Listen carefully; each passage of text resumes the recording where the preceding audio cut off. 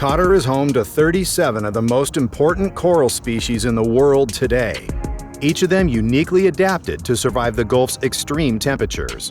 Despite their incredible heat tolerance, however, coral reefs remain a delicate part of Qatar's coastal ecosystem, and they are under serious threat.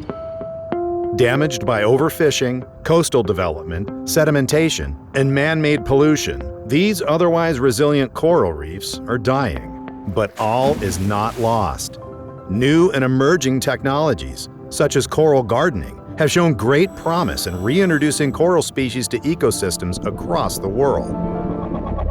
The mushroom forest, patented by Qatar University, was designed using a biomimetic concept which copies the hydrodynamic shape of corals. Entire coral colonies have already been transplanted and fixed onto these artificial reefs, creating permanent habitats for growing corals. In the first year alone, the reefs have achieved an outstanding survival rate of 90%. But the fight for the Gulf's reefs doesn't end there.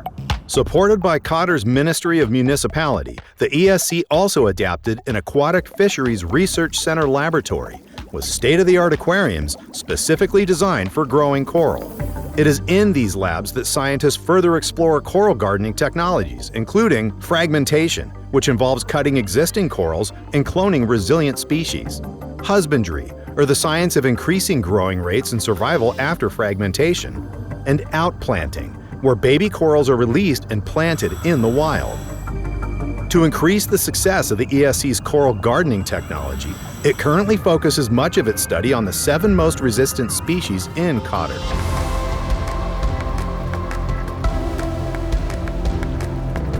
The results thus far have yielded promising and important learnings for the ESC team, including the ideal resting time for coral after fragmentation, the cut sizes and light intensity that facilitate faster growing, specialized cutting methods and feeding techniques for each species, strategies for transporting large numbers of fragments, good and bad environmental conditions for outplanting coral species, and cementation strategies for gardening corals.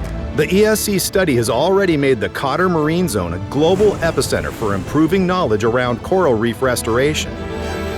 And our work has only just begun. As scientists, we're proud to provide these solutions and demonstrate that together we can accelerate restoration efforts and improve the economic and ecological impact of coral reef resources in Qatar and the world.